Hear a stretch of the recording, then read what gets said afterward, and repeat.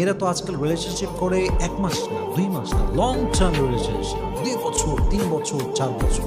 আচ্ছা ভাইয়েরা আমাকে একটু উত্তর দিন, আমি এরকম আপনাকে প্রশ্ন করেছিলাম বিষয়টা, যে একজন মেয়ে যদি 3 বছর 4 বছর রিলেশনশিপ করে একই ছেলের সাথে, আচ্ছা বলেন তো ওর অস্তিত্ব, সতীত্ব, সম্মান, মান, ইজ্জত, দেহ আর কিছু কি বাকি থাকে?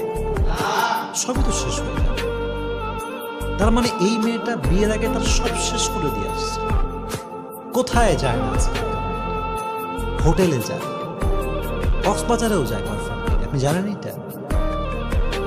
আজীব কথা। ইভেন ঢাকা শহরে তো আরো বেশি জঘন্য অবস্থা।